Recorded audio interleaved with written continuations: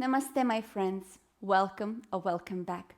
If you're new here, hi, my name is Ekaterina. I'm a yoga teacher with a studio based in Switzerland, but I have my YouTube channel that you're watching where I share with you my experience, I share with you my practices, meditation, pranayama, but also share with you some of the basics of yoga, some tips,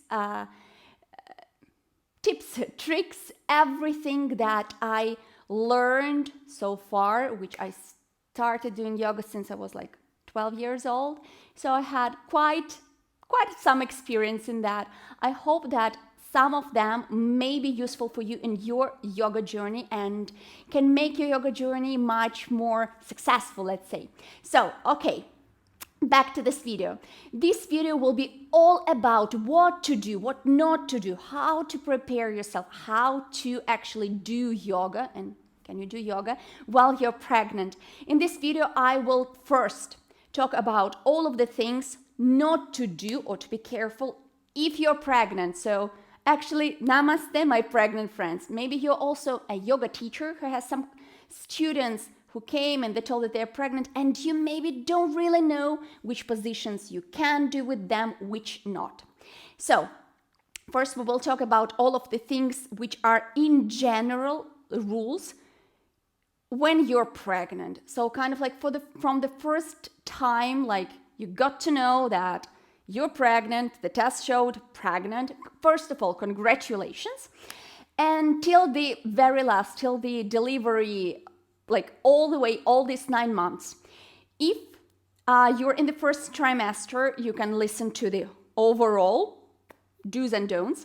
And then first trimester, I will put the timeline below so that will be more convenient for you. And then if you're second and third, there are some differences and I will anyway repeat if something will overlap.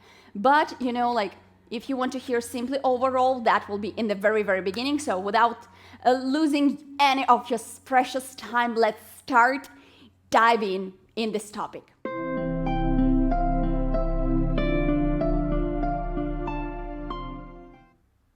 Are you ready? As you may probably think, the first thing that we will be talking about is actually the belly.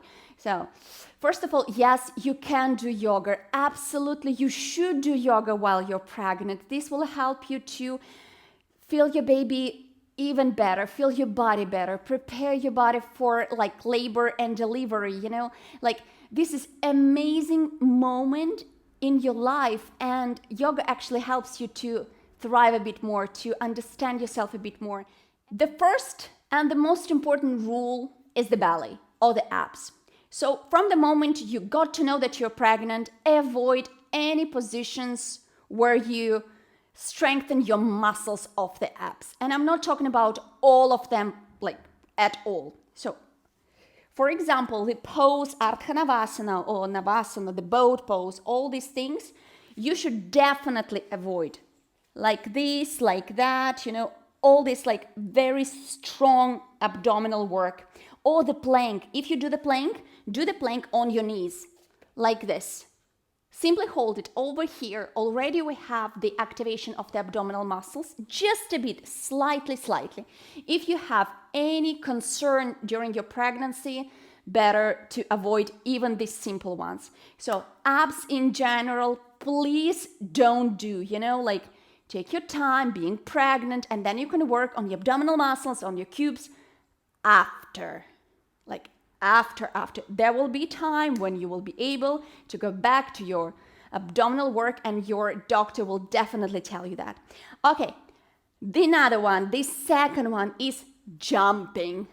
Yes, I know for someone it's obvious, for others maybe not, because if you're practicing Ashtanga yoga, there are a lot of jumps there, depending on the series, of course, they're doing. So no jumping. It's not good for the baby, trust me. So very smooth transitions. The third one is raising too fast. During the pregnancy, your blood pressure tends to be a bit lower than normal. So you can have a bit of fatigue, a bit vertigo. So when we raise from the Uttanasana, for example, pose from here, you raise very, very slowly. Very, very slowly. And the head one and the head is the last one to raise. Or you can raise like from the downward facing dog, simply putting the knees down and then one knee and another one, and you raise. So very gradually, without any like fast movements. The fourth one is belly manipulations. So all of these cool techniques, for example, Agnisara Kriya, Obhastrika, Nauli, Uddiyana Bandha, Kapalabhati. If you know what they are, don't do them. If you don't know what they are, simply remember not to do anything that moves your belly too much or do some weird things with your belly. For example, abdominal lock that I even made the video. This is not for you during the whole period of pregnancy. We don't want to stress the baby. We want the baby to feel very safe and calm. So these things, leave them for now. The last one, which we will talk about like overall for the whole pregnancy, are the new positions. And I'm not talking about the new position, for example, you never did this position and it's new for you.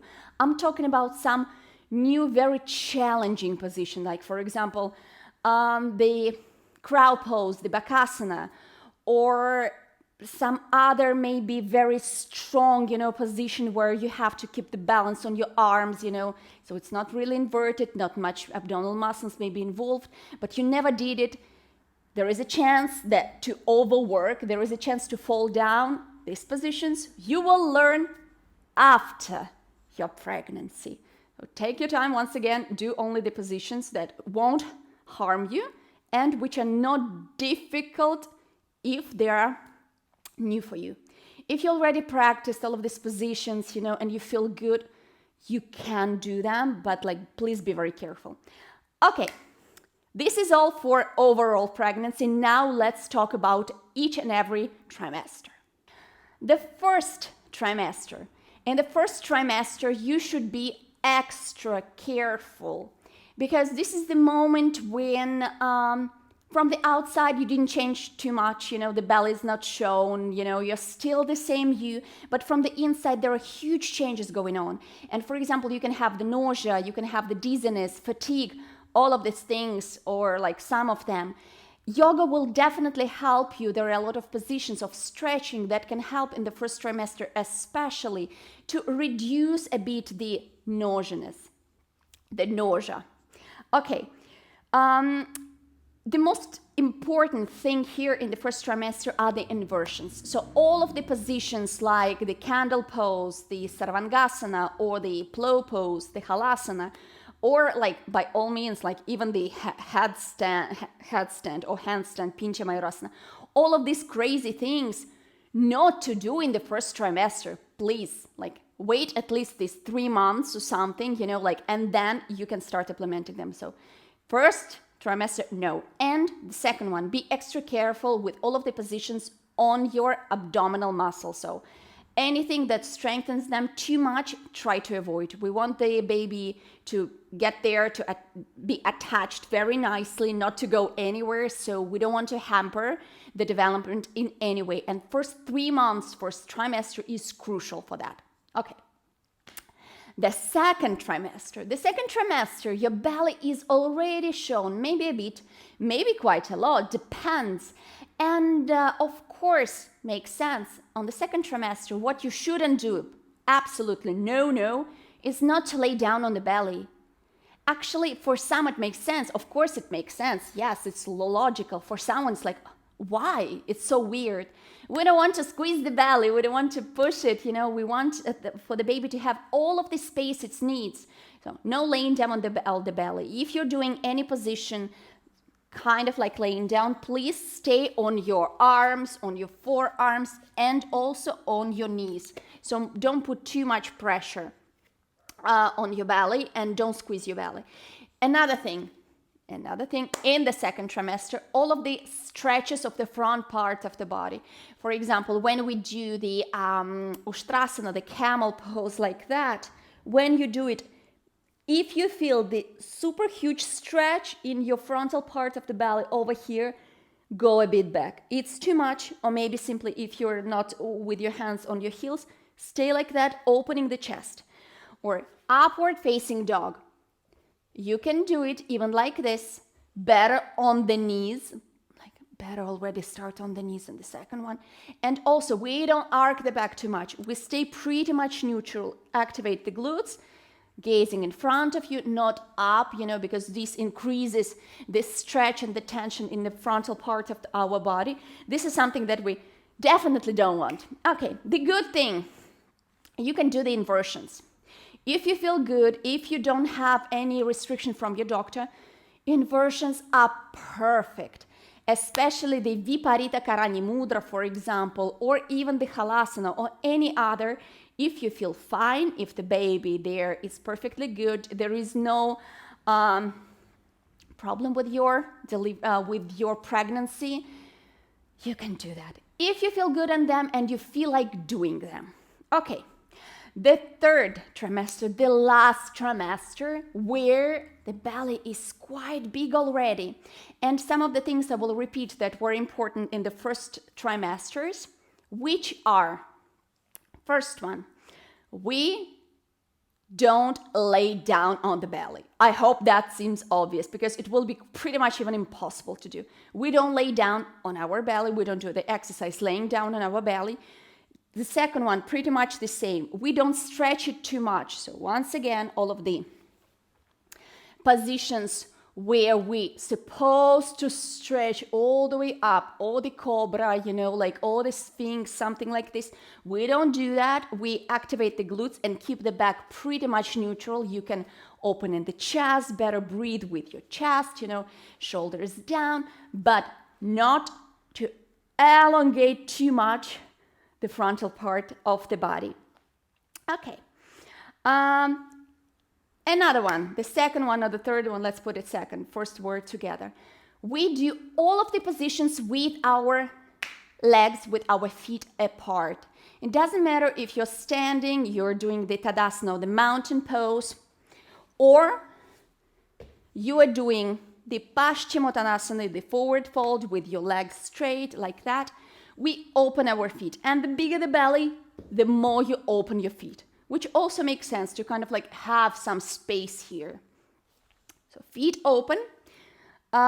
Next one is Shavasana. For example, we never do Shavasana laying down completely this way because the belly is pushing against the important veins in our body. We don't want the baby to have problems breathing. We want the baby to have all of the oxygen possible. So for that, use the bolster, actually 2 bolsters behind you, one perpendicular and then one vertically. You lay down like this, like another thing. Feet not together. You can bend them a bit, like put your knees aside and stay here. In general, laying down positions on your back. You can still do, but when you do, for example, the Supta Hasta Padangusthasana, when we bring the feet close to us, something like this, I will show with another one, like that. You also do this with the space for your belly. You can also bend the knee, and it's important, bend also the other knee. I want you to have your back more or less flat and comfortable. If at any moment you feel that the belly is too much and this position becomes really very uncomfortable, like exit from it or raise yourself with the bolster, adjust a bit, just some angle. It's always important, the lumbar part of the back, how it feels, because with a big belly, you will start feeling like heavy, let's say, and maybe some tension there in this part. Okay, let me see. Whew. I think it's pretty much that. In the third trimester, of course, it will be much harder for you to do many positions. Last one, but not least. In the third trimester, be very careful with the position of balance on one leg. Yes, I know a lot of people do that still, even the tree pose, having a huge belly.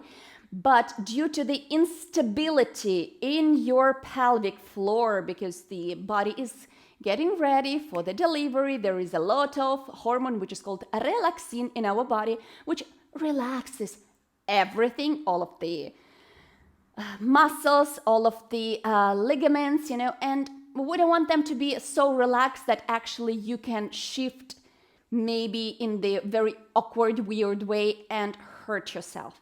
So, or using the wall, or avoiding these positions at all, or being very, very careful how you keep the posture. If you're already quite professional, you do yoga, it's not like your first time, you can still incorporate, because that's amazing.